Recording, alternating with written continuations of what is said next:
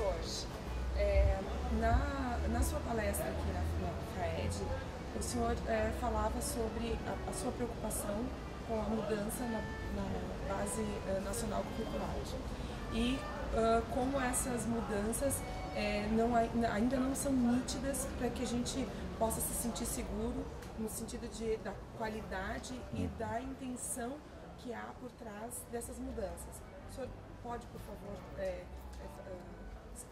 debater sobre isso, nos colocar seus argumentos a respeito disso? A Base Nacional Comum Curricular para o Ensino Médio é uma base em que nós podemos afirmar que não houve qualquer tipo de diálogo mais amplo com a sociedade brasileira. E esta base, ela foi pensada pelo empresariado, né? Então nós temos hoje um movimento chamado Todos pela Base Nacional Comum, que é formado basicamente por um instituto ligados a bancos privados, né? Então existe uma racionalidade empresarial muito presente nessa base. Nós estamos tendo agora algumas audiências públicas no Brasil, não é para debater a base, mas apenas para afirmá-la, né? Então a gente não tem uma discussão realmente sobre a base, mas apenas alguns ajustes daquilo que vai ser aprovado em breve pelo Conselho Nacional de Educação. No meu entendimento, essa base ela não atende à educação básica brasileira, a última etapa da educação básica brasileira, e afeta principalmente os jovens das escolas públicas no Brasil. Professor, nesse contexto, qual é a sua preocupação, como é que o senhor vê a situação das humanas, das disciplinas de humanas nesse novo cenário que se desenha? Bom, se a gente pensar que a Base Nacional ela não vai dar conta de uma formação plena, integral para os jovens deste país, evidentemente que os itinerários formativos que fazem parte daquilo que se chama parte diversificada do currículo também serão comprometidos. Não apenas a área das ciências humanas, mas as áreas de ciências físicas, biológicas, linguagens, onde entra a arte, entra a música. E no caso das humanas, a situação é muito mais grave, porque nós não temos mais a obrigatoriedade, por exemplo, do ensino de filosofia e sociologia, né? História e geografia ficam numa situação bastante também pauperizada no currículo, porque fica condicionado à oferta dessa formação pelos sistemas estaduais de educação. Então, num cenário bastante, digamos assim, mais complexo, pode ser que algumas escolas não ofereçam exatamente o itinerário formativo na área das ciências humanas, que na base chama-se Ciências Sociais e Aplicadas. Então isso é bastante grave, né? Grave porque imagina um jovem, uma jovem que não terá o ensino de história, não terá o ensino da geografia, não terá conhecimento filosófico e sociológico, num contexto tão dramático como esse que a gente vive no Brasil hoje. E qual seria, professor, na sua avaliação, o perigo ou o resultado, a consequência dessa ausência ou desse empobrecimento desse currículo, sobretudo na questão dessa vertente mais humana do currículo? O projeto teórico da base é muito claro, é a formação simples para o trabalho simples, né? É a formação simples para o trabalho precário. Com essas mudanças na base nacional, o que vai ocorrer? Formações intermediárias fornecidas pelas próprias indústrias, então por isso que a Fiesc está muito envolvida nesse processo, aqui falando apenas em Santa Catarina, o Sistema S também está envolvido com esse processo de formação. Então não há uma preocupação com uma formação realmente plena, integral desse sujeito, desse jovem. É apenas uma inserção rápida no mundo do trabalho, né, para que possa atender exatamente à lógica do capital. É dessa maneira que eu percebo a formulação teórica da Base Nacional Comum. Voltando para a questão das ciências humanas, e também pensando um pouco mais nos materiais didáticos que serão disponibilizados para o ensino médio, nós teremos também uma formulação para esses materiais completamente voltada para esse mundo mais do trabalho simples, né, do trabalho precário, aligerado. Então nós temos aí uma situação bastante delicada do ponto de vista da formação. Eu penso também, assim, Elisete, que temos a formação docente, que a gente precisa pensar. As licenciaturas. Isso vai alterar também o processo de formação no ensino superior. Possivelmente teremos também formações mais rápidas, aligeradas, em módulos, né? Nós temos também no Brasil hoje o sistema de apostilamento de ensino, né? Então também em módulos, ou seja, pode ser que daqui a um tempo, e não muito, muito tempo, em um curto prazo, uma formação baseada em módulos ou em apostilas, né? E aí a pergunta que fica no ar é, será que vai ter a necessidade realmente de ter professores para fazer esse tipo de trabalho, ou qualquer pessoa que tenha minimamente conhecimento dessas apostilas, desses materiais, monitores, ou seja, pessoas voltadas mais ao mercado podem aplicar esse tipo de material na sala de aula. Então é preocupante, nós temos que pensar na formação discente, pensar na formação docente e, evidentemente, na estrutura do currículo como um todo. Professor, sobre a formação de professores nessa mudança do currículo, o senhor coloca que há possibilidade desse apostilamento, dessa precarização do ensino. Né? Recentemente, a gente pesquisando no site do Senado Federal, encontramos uma ideia legislativa que, sendo posta em votação e aprovada por um número de aproximadamente 20 mil pessoas, passaria então para um passo seguinte dentro do Senado. Mas a ideia desse cidadão que teve essa ideia, que é colocar os cursos de humanas, sobretudo filosofia, sociologia, história, geografia, obrigatoriamente para serem ministrados pelas universidades particulares, e a utilização desses valores que englobam esses cursos serem repassados para medicina, história,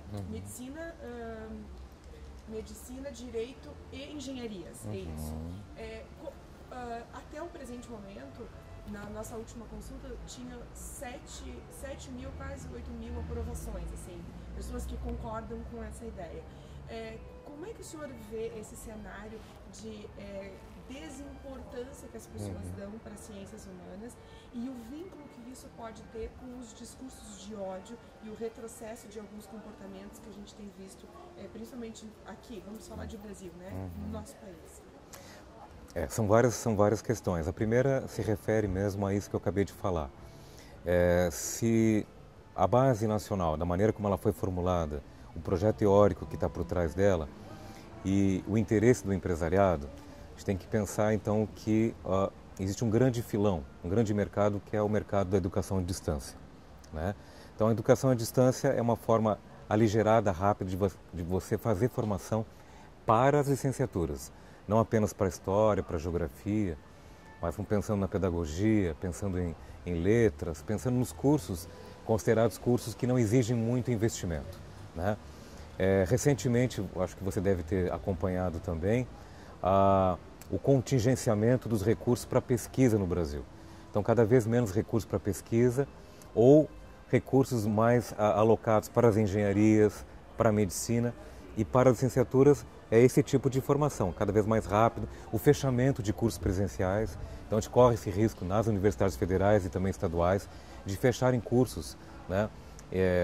Seria, assim, lamentável fechar um curso de história, geografia, de pedagogia, para que a educação à distância tome conta disso, né? Então esse é um ponto importante. Não é um projeto tão ainda claro, mas isso está no horizonte também dessa formação aligerada e precarizada que nós já comentamos. Quando você comenta sobre esse aumento do discurso do ódio no Brasil, isso se configura num cenário em que a própria ciências humanas acaba sendo atingida, né, de várias formas, né? Por exemplo, nós temos um candidato à presidência da República que tem uma representatividade bastante grande nesse cenário, né? Onde defende, por exemplo,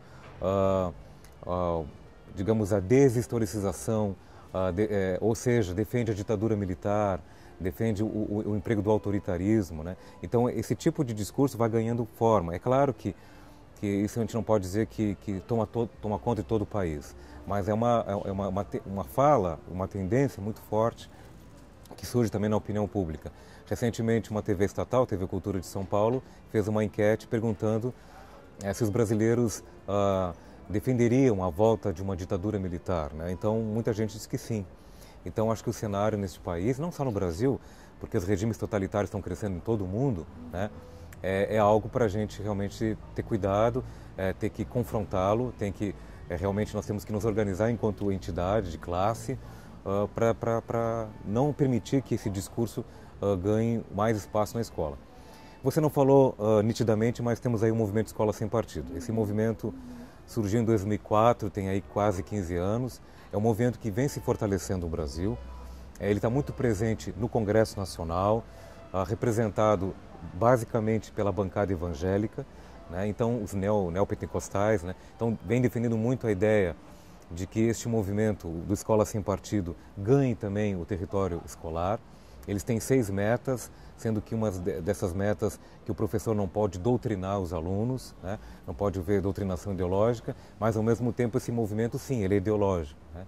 Ele é doutrinário. Então essas contradições que nós temos hoje no país estão muito presentes e esses embates nós vamos enfrentar sim.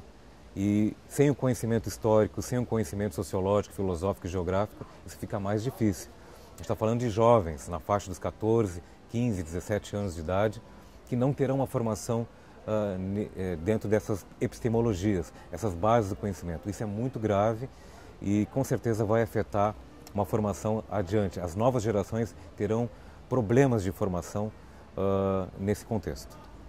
Professor, o senhor falou agora no MBL, né, no movimento brasileiro. Escola Sem Partido, MBL. Escola Sem Partido, /MBL. Eu, analisando na semana passada a página dessa proposta, desse movimento, eu observei, assim, como é que eu posso lhe dizer? Me pareceu que as denúncias colocadas ali, as queixas colocadas na página, todas com muita similaridade, né? O que me fez pensar que pode ser proposital aquela escrita, ou seja, elaborada por um grupo de pessoas que não recebeu essas denúncias, mas que como se criasse casos, porque o português, as palavras, a colocação das coisas, todos eles seguem mais ou menos um padrão, então me fez desconfiar do quanto isso realmente pode ser verdadeiro, né?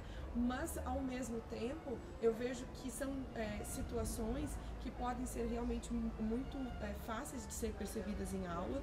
E aí eu me pergunto como pode um professor transitar numa situação como essa, sendo que uma das queixas que colocaram nem diz respeito à política. Era sobre um texto de um autor da literatura em comum. Agora eu não lembro qual era o autor, vai me falhar a memória, mas assim, era uma literatura, né? E na literatura o pai percebia que a filha tinha matado a aula porque não tinha estudado para uma prova, e aí quando ele chega em casa e se dá conta de que a filha não estava doente, como havia sido relatado por ela, que justificaria sua presença em casa, ele, ao invés de ralhar com a menina, ele dá um abraço e aproveita aquele tempo que ele não estava tendo com a filha para fazer coisas que eles estavam acostumados, mas que com o tempo, às vezes, na rotina do dia a dia vai se perdendo. E aí há uma chuva de comentários e, inclusive, há uma inserção do Ministério Público, que tem 2 promotores envolvidos, né, nesse movimento, criticando o texto da literatura. Aí eu pensei, independente de certo ou de errado, porque eu tenho minha própria posição a respeito disso, como é que pode um professor ter que ser tolhido, ser assim, cerceado em todas as esferas que ele vai colocar? Então, porque até um simples problema de matemática pode haver uma problematização que leve a um movimento como esse, assim, se achar autorizado para reprimir, né, as práticas curriculares. Claro. Assim, existe uma concepção bastante equivocada de que a escola é homogênea, de que os professores pensam da mesma maneira, né? Então, nós temos na escola brasileira, na escola pública brasileira, estou falando mais da escola pública, né? Uma escola diversa, né? Então, os professores não pensam da mesma maneira. Não acredito que o fato de um professor ter uma concepção diferente de um outro colega vai gerar algum tipo de doutrinação, como o Movimento Escola Sem Partido ou o Movimento Brasil Livre defendem, né, ou colocam como uma situação de doutrinação, como eles estão dizendo, né? Mas, assim, nós temos que lembrar qual é a função social da escola. A função social da escola, uma escola laica, uma escola que defende um projeto político-pedagógico, ela não pode ser refém dos valores da família, dos valores de uma sociedade, e nesse contexto de uma concepção autoritária ou de uma concepção única de educação. A escola se pauta pela diversidade de opiniões, pela pluralidade de ideias. É isso que faz a escola ser interessante, é isso que faz a escola ser viva, é isso que faz a escola ter a sua própria identidade. Então nós não podemos, assim, se você cai na armadilha, tem que ensinar apenas o certo. O que é o certo na educação? O que é certo na psicologia, na sociologia, na filosofia, na história? Nós não podemos partir desta compreensão bastante tacanha, bastante, digamos assim, reducionista do que é o processo educacional, né? Quando o Rogério Marinho, um deputado federal do PSDB, ele entra com um projeto de lei de assédio ideológico, o que eles querem é criminalizar o trabalho docente, criminalizar o trabalho do professor e criar hordas de educadores que pensem que nem eles. Isso sim é doutrinar, isso sim é homogeneizar a escola, isso sim é padronizar a escola de uma forma que não há qualquer possibilidade de haver a diferença. Olha só, o Plano Nacional de Educação foi retirada a palavra gênero, foi retirada a expressão orientação sexual, um absurdo. Em pleno século XXI, nós não discutimos as questões de gênero, questões teóricas. A gente não está discutindo a questão, como eles defendem, de que você vai formar pessoas para serem gays ou lésbicas. Isso está muito claro, né? Então, o professor Fernando Pena, que é da Federal Fluminense, que vem debatendo isso, fazendo um grande périplo pelo país, defendendo uma escola sem mordaça, a escola democrática, vem mostrando exatamente os equívocos. A palavra equívoco chega a ser até um eufemismo, mas digamos, a violência que esses movimentos como MBL, Escola Sem Partido, estão defendendo e tentando angariar cada vez mais simpatizantes. Isso é preocupante. Então, eu acho que assim, a escola ela não é uma escola homogênea, a escola ela tem diferenças e os professores defendem seus projetos em luta na própria escola. Não precisa que algum movimento diga o que o professor tem que ensinar ou deixar de ensinar. Professor, a Base Nacional Curricular tem no plano, no seu documento para o ensino fundamental, uma frase a respeito do ensino de história que me chamou muita atenção. Sim. Que está posta em negrito, que os conteúdos estudados Sim. devem ser colocados de forma que os alunos entendam que as pessoas de determinada época fizeram o que podiam dentro da sua ótica daquela época. Uhum. Isso seria uma forma de avalizar, de desculpar, de conceder um indulto para situações extremas do nosso período histórico, por exemplo, do nosso período colonial, onde teve a escravidão negra, da matança de índios e depois, posteriormente, mais recentemente, da questão da ditadura. Seria como dizer, olha, eles só sabiam fazer aquilo ali, então faz as pazes com esse passado e vamos seguir em frente, está tudo bem, é isso mesmo? Eu acho que também a gente caminha para esse perigo, né, do falseamento da história, né? Você vê, recentemente foi descoberto documentos pela CIA de que Geisel partia da própria autoridade dele como presidente da República executar pessoas que eram contra a ditadura no Brasil. O que nós aprendemos até então? Que Geisel foi responsável pela abertura lenta, gradual e segura da democracia no país, mas ele foi responsável direto em executar pessoas militantes que eram contra a ditadura militar. Daqui a um tempo, qual o risco que nós corremos? Que a escravidão foi apenas um detalhe na história, né? De que os próprios movimentos que nós temos sociais são apenas apêndices da história. Então, essa história, vista de baixo, né, ela acaba sendo corroída por essa mentalidade autoritária, essa mentalidade excludente, essa mentalidade que falseia a história. E assim, Lisete, tem um componente que nós precisamos também trazer à tona. Existe uma grande contribuição da mídia para isso. Você vê, nós temos aí 2 anos do golpe que aconteceu nesse país, um golpe jurídico, parlamentar e midiático, né?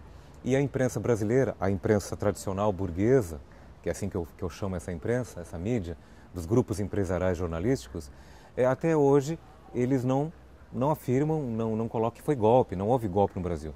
Tudo transcorreu da maneira mais legal possível. Então essa forma de você falsear a história não precisa ir muito longe. Há 2 anos tivemos um golpe, a grande parte da imprensa internacional também diz que foi golpe, e aqui no nosso país não houve golpe, houve um processo legal do impeachment de uma presidente eleita de maneira democrática que foi afastada de maneira ilegal. Sim, corremos o risco dos próprios livros didáticos serem reescritos de maneira falsa, ou com contradições, ou mesmo com exclusões, com silenciamentos. Então, acho que nós temos que debater, sim, isso está dentro dessa discussão, dessas rupturas que nós precisamos fazer, porque senão a gente vai ter uma história linear, uma história cada vez mais ligada aos grupos dos vencedores e não dos vencidos. A história dos vencidos precisa ser contada. Professor, essa interferência da mídia, a gente vê uma interferência forte da mídia em diversos processos que envolvem a sociedade como um todo. Certo. Então, pensamos que, por exemplo, em muitos casos, falando, por exemplo, do aspecto jurídico, a mídia trata de julgar antes mesmo que o Poder Judiciário tome sua frente. E a gente está vendo também agora talvez assim, inverso, um poder judiciário extremamente politizado, né? E não, aliás, político e partidário, na verdade, melhor do que politizado, e uma mídia que, a despeito das contradições e das apropriações indevidas em termos de técnica e de seletividade de decisões, é uma mídia que vem e corrobora com isso. Qual o link que o senhor a esse cenário e o que a gente pode esperar dessa educação com essa base nacional?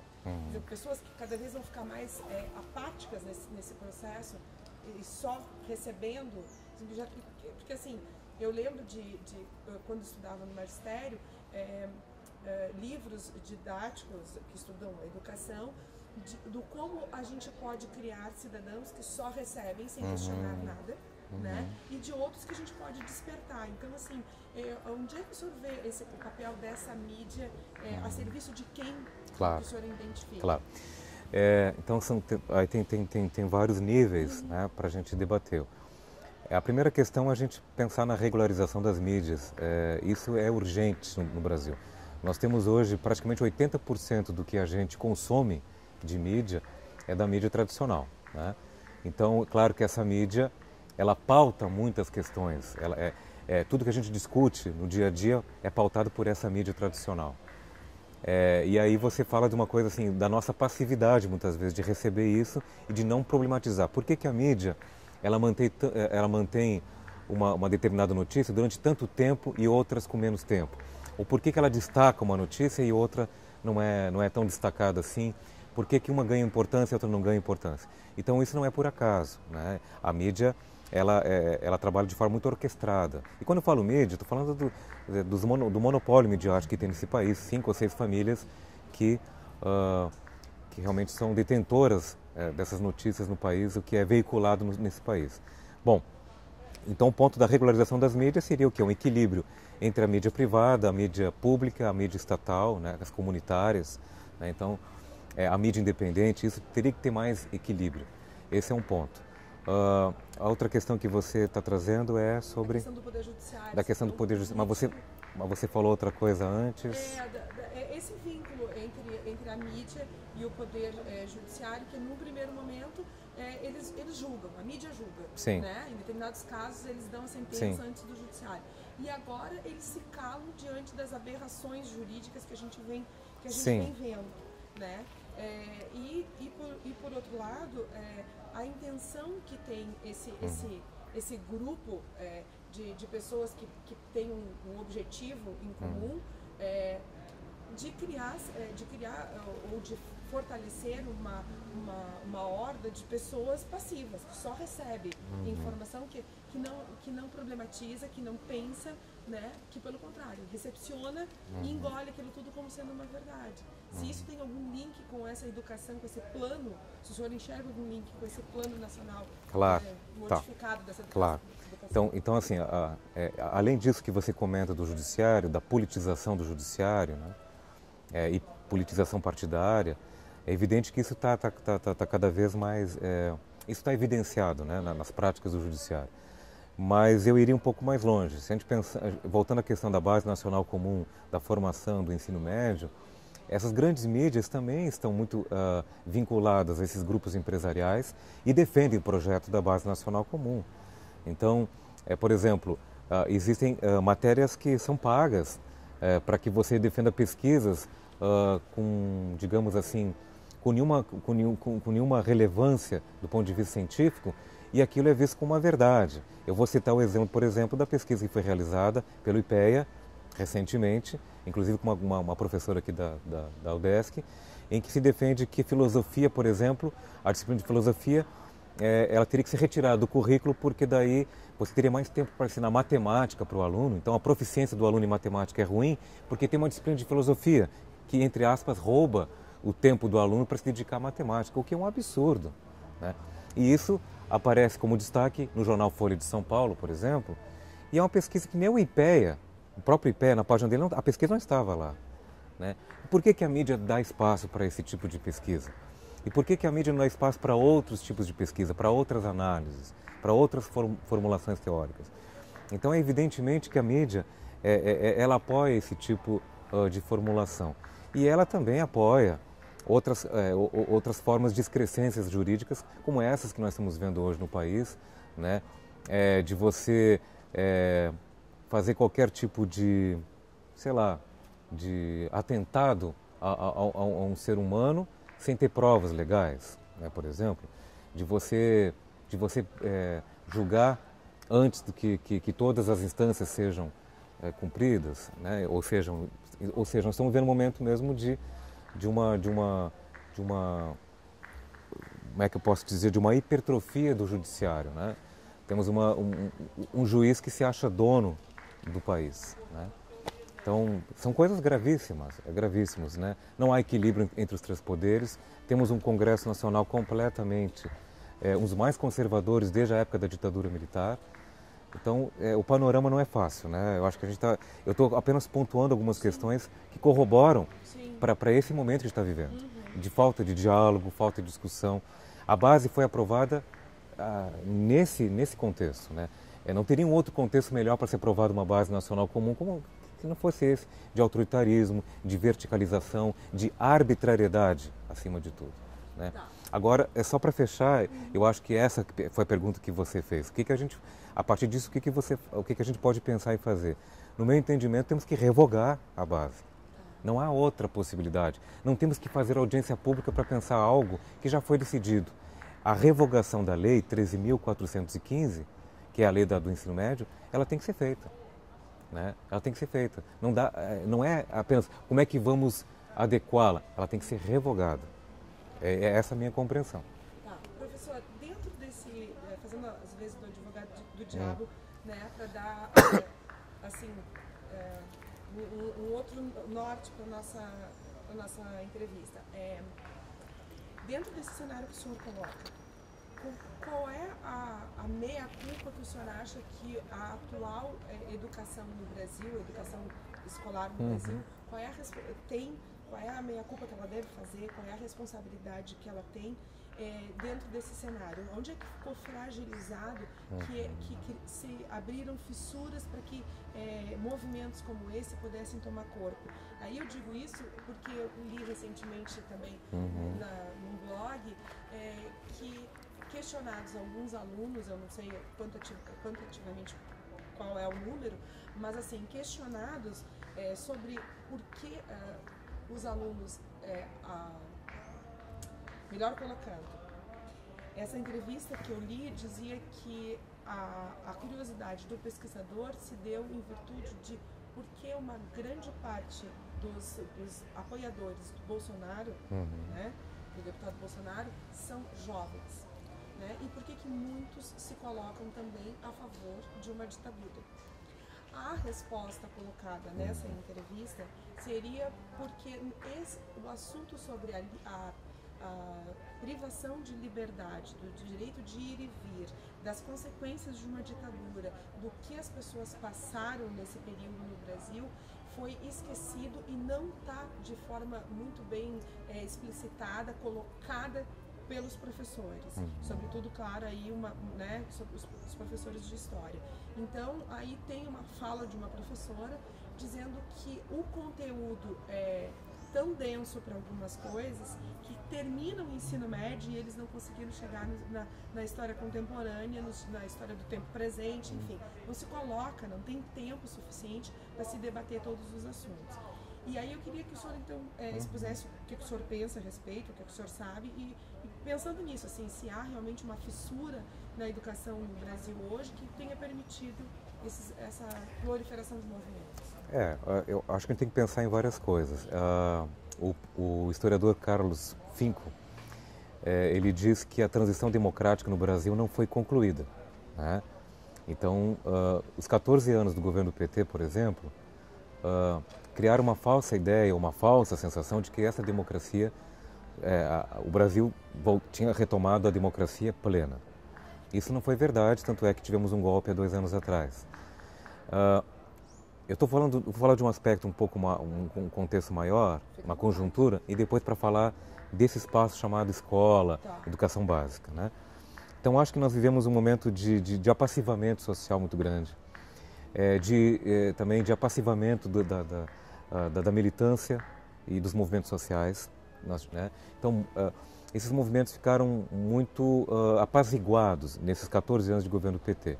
E quando houve golpe, não houve, aí a gente faz a meia-culpa, e eu estou falando das associações também, de história, de educação, da geografia, assim, todos os movimentos, entidades, de classe, a própria OAB, ou seja, fomos pegos, entre aspas, de surpresa, não tão de surpresa, mas houve um golpe e ficou todo mundo anestesiado, não sabendo o que fazer.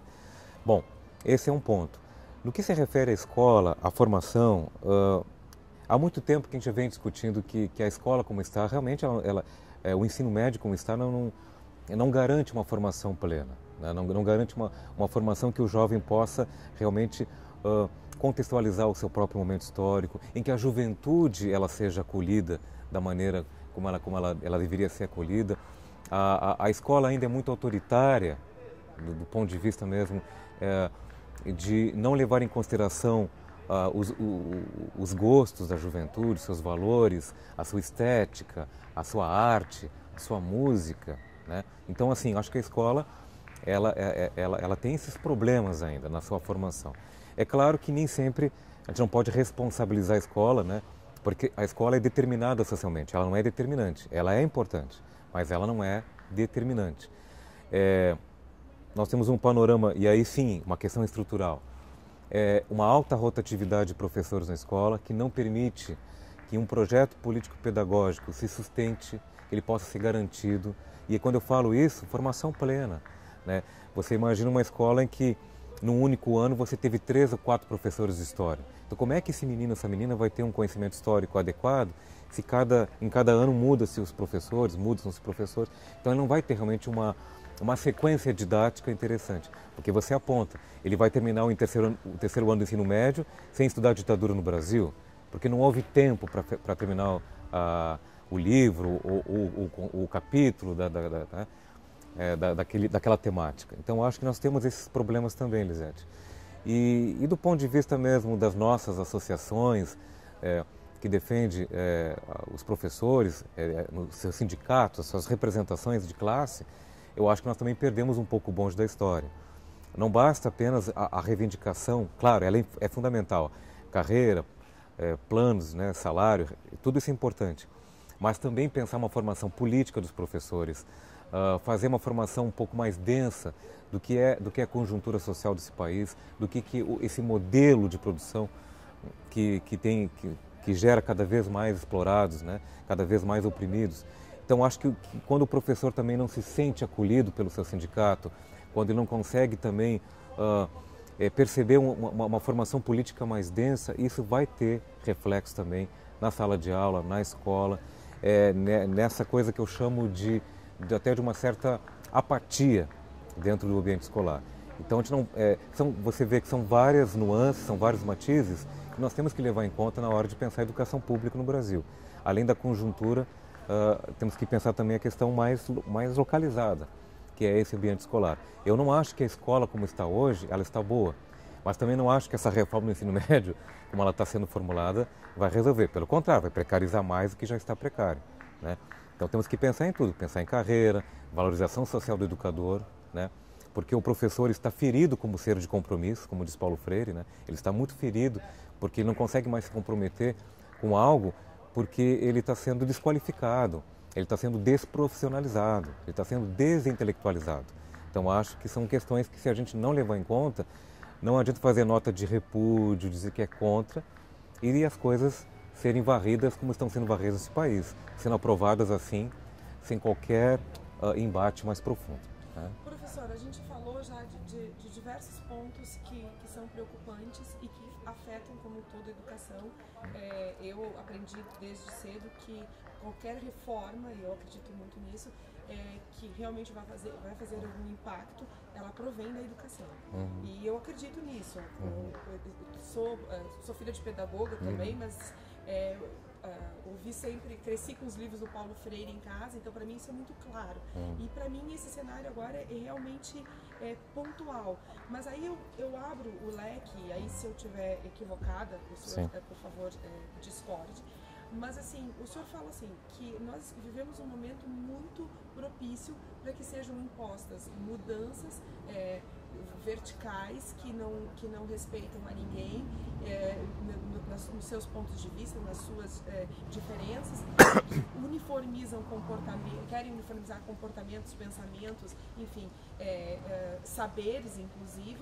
Mas eu acredito piamente, e até porque temos indícios bem fortes disso, que isso cumpre um propósito como um todo, né? Eu não consigo imaginar um judiciário político partidário bem colocado, não consigo imaginar uma mudança na legislação trabalhista, a proposta de privatização de empresas, a guerra às humanas dentro do cenário educacional, uma problematização que não é tão problematizada porque as audiências são para inglês ver, né? Não são realmente para serem debatidas, de todo um projeto pedagógico no país, se isso não tivesse um propósito maior, que seria, no meu ponto de vista, acomodar as classes inferiores no seu lugar, para que elas continuem sendo servis, para que essa casta, por exemplo, de pessoas que transitam em meios mais econômica e socialmente favoráveis, continue prevalecendo, né? E o que me faz pensar também que nesse contexto está em jogo muito mais do que se possa imaginar. Por exemplo, os nossos recursos ambientais. Claro. Né? Que nós temos assim, uma quantidade enorme de água doce, que gera energia, né? E enfim, ecossistemas maravilhosos, super ricos, mas que nós, com um povo empobrecido em termos educacionais sobretudo, a gente não tem como criar defesa para isso, né? E essa nossa apatia seria, eu acho que o início dessa dominação que já é grande e que pode ficar ainda maior. O senhor vê alguma possibilidade de esses interesses serem assim de fora, realmente traçado num papel? Olha, se a gente fizer isso, a gente consegue... porque assim, vamos estender agora, analisando assim, o contexto que acontece, por exemplo, na Venezuela, né? Tem uma grande riqueza em petróleo, em outros países da América Latina. Então, assim, se a gente for pensar que a gente tem um pré-sal forte, que a gente tem água, que a gente tem ecossistema, que a gente tem um monte de coisa, mas que nós somos um país enorme. Então, assim, nós todos contra um somos uns quantos. Agora, se nós todos somos a favor desse esse tá do, né? Claro. Não, mas eu entendi a tua pergunta. Porque assim, a gente sabe que ao mesmo tempo em que há todo esse movimento de apropriação dos recursos naturais por grupos privados, né? E aí eu coloco o xisto também como um dos recursos que hoje não se fala muito, mas que vai comprometer todos o lençol freático nesse país, recursos hídricos, né? Agora veja só, cada vez que o capital diz que está em crise, e ele está sempre em crise, o capital se alimenta de crise. Esse modelo é um modelo irreformável. Ele é um movimento, o capitalismo, ele não, por si só, ele não é um sistema de produção, né, que permite que grande parcela da população tenha acesso a bens culturais, simbólicos, aos recursos naturais, né? Ou seja, ele é exatamente para isso, para apropriação, destruição, ele é baseado na destruição, né? Não na possibilidade de que haja realmente maior equidade social. Mas veja bem, na tua pergunta, eu já consigo perceber uma dialética, porque ao mesmo tempo que a gente está vendo um momento duro, um momento de concentração da riqueza, de desigualdade, e de cada vez mais o capital querendo elevar suas taxas de mais-valia, né, de lucro exorbitante, é um momento também em que nunca teve tão viva a luta de classes, né? Porque não é um movimento que vai ser assim, ele vai acontecer e vai ficar todo mundo passivo. Isso vai estourar. No meu entendimento, isso vai haver um grande movimento de combate a isso. Se vai ser nesse momento, se vai ser daqui a algum tempo, isso eu não saberia precisar. Mas me parece que não temos mais saída a não ser ir para as ruas, lutar, defender o que, como você diz, o próprio pré-sal, que era um recurso que ia ser utilizado para a educação, estava nas 20 metas do Plano Nacional de Educação, nesse governo ele já te retirou. Quer dizer, o pré-sal já está nas mãos de grupos privados, né, que já foi colocado na mão do privado. Então, o que era para ser público e usado para a educação já foi tirado. Mas eu não acredito que isso seja um movimento que vai se estender por tanto tempo a ponto da gente ficar numa situação de inanição. O momento é propício, é dialético para a luta de classes. Eu acho que nesse momento em que eu estou aqui conversando com vocês, vários movimentos estão se organizando para combater esse estado de coisas, né? É evidente, não é um momento fácil, não é um momento simples, ele é complexo. Nós temos aí um governo que quer fazer superávit, economizando com educação, economizando com saúde, né? Precarizando cada vez mais a saúde e a educação, entendendo que grande parcela da juventude, nós temos muitos jovens em idade para trabalhar, é um grande filão para o capital. Eles querem a juventude para explorar cada vez mais, porque é uma força de trabalho abundante e precária. Quer dizer, esses contextos que nós temos aí são variados, mas é claro, o capital está sempre querendo ganhar um pouco em cima daquilo. Pouco não, quer ganhar bastante em cima da exploração do trabalhador. Agora, eu não acho que o trabalhador está parado, e aí eu coloco os professores também, né? Nós não estamos inocentemente vendo isso com um olhar de paisagem. Eu acho que a gente está conseguindo entender que é um momento mesmo de luta, de confronto, e tem que ser assim. Você se refere à Venezuela, por exemplo, né? Aí novamente entramos na questão da mídia. Como é que a Venezuela é vista hoje pela mídia tradicional, né? Quer dizer, é um país que não tem democracia, em que os líderes da oposição foram presos. Assim, se fala de outro país e nesse país temos um líder da oposição que está preso. Quer dizer, essa mídia que nós temos é uma mídia, ela é ardilosa, a gente pode dizer assim. Ela é muito ardilosa e ela vai defendendo o seu ponto de vista, e ao mesmo tempo o que acontece no seu país, isso não é dito, não é falado, não é relatado, isso não é problematizado. Então, o momento é difícil, mas é também propício para a luta, de dar essa reviravolta. Eu acredito nisso. Professor, para finalizar, esse cenário que se desenha com essa nova base curricular, qual a consequência que o senhor vê no acesso do estudante à universidade pública? Quando eu era estudante, pós-ensino médio, fiz todo o ensino médio em universidade particular, em escola particular. Mas, mesmo assim, não foi... Eu vinha da escola fundamental pública, né? E aí passei para particular no ensino médio, mas eu vi que os meus colegas que tiveram acesso à escola particular desde o início da sua formação, o acesso para a universidade pública foi mais fácil do que o meu. Eu acabei formando na universidade particular, né? Não tinha... faltavam muitos conteúdos para eu poder atingir o nível que os meus colegas tinham para poder passar na universidade.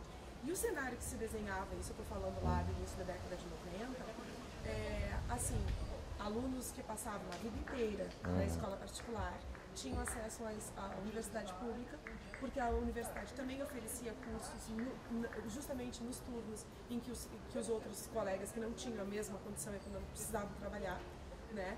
E quem não tinha então atingido, ou pelo nível socioeconômico, assim, de possibilidade, ou enfim, não tinha acesso à universidade pública, e acabava na universidade particular, que foi o meu caso. Então, assim, não foi suficiente o que eu fiz para me dar uma vaga na Universidade Federal de Pelotas. E aí eu penso, assim, que nesses 14 anos do governo do PT, isso se modificou bastante, porque os alunos tiveram acesso a outros cursos, houve outras formas de ingresso que, se não resolveu, pelo menos amenizou muito o acesso a quem não tem condições, né? Em N formas de ingresso. Essa mudança na base nacional curricular vai influenciar nesse sentido a universidade pública também? Vai influenciar. A gente não vai aqui poder desenvolver a questão das políticas compensatórias. Eu quando falo políticas compensatórias, ações afirmativas, cotas, ProUni, né? Bolsa Família, que também teve cortes gigantescos nesse governo ilegítimo do Temer. É claro, a gente não pode dizer assim, se dentro de uma concepção macro, os governos do PT foram muito parecidos com os governos anteriores, houve políticas diferenciadas em outros aspectos, né? De inclusão, até mesmo dessas políticas compensatórias. Mas aqui a gente não vai conseguir desenvolver porque tem que fazer um bloco só sobre isso, né? Mas, sendo mais objetivo na minha resposta para essa tua pergunta, o efeito vai ser realmente dramático. E muito parecido com a época lá da ditadura civil-militar no Brasil. Ou seja, vai se acirrar o dualismo educacional no Brasil, né? Porque essa jovem que fizer o ensino médio com essa estrutura, com essa reorientação curricular, para ter uma formação terminal ali. Ele vai terminar o ensino médio e vai haver o quê? Não vai haver possibilidade de ele conseguir ingressar numa universidade, porque ele não vai ter elementos teóricos, metodológicos, uma formação que consiga, né, com que ele possa ingressar numa universidade. Ele já vai ter uma formação para o trabalho, ele vai ter formações intermediárias, vai ter certificações, então ele vai assim, para que fazer um curso superior se eu já posso ingressar mais rápido no mercado de trabalho? Então vai haver uma terminalidade formacional no ensino médio, como acontecia lá com a 5692 de 71, da época da ditadura, em que os jovens da escola pública também eram preparados para o trabalho, tinham cursos técnicos profissionalizantes e também havia essa, digamos assim, essa contenção para o ensino superior. E aí, novamente, a escola privada, quem tiver acesso à escola privada, sim, esses vão ter um ensino propedêutico e vão poder entrar numa universidade com muito mais facilidade do que os jovens da classe trabalhadora. Isso é um ponto que me parece bastante claro, né? Não tínhamos, talvez, embora o governo Dilma também estivesse pensando a reforma do ensino médio, né? Havia todo um projeto de formação de professores, inclusive eu participei desse processo de formação. Também era por itinerários formativos, haveria também áreas de conhecimento e não mais apenas componentes curriculares, mas havia a promessa da garantia dessas áreas de conhecimento sem que o aluno escolhesse. Era obrigatório fazer, né? Ou seja, estava lá.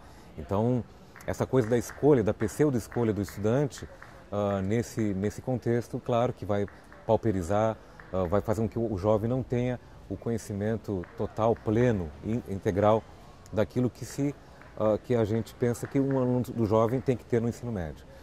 O dualismo educacional, ele está posto novamente. É isso que eu queria dizer. Professor, muito obrigada. Imagina. Foi super esclarecedor. Desculpe a gripe. Nossa, eu estou aqui acabado na gripe. Olha assim, ó, eu fiquei a tarde inteira.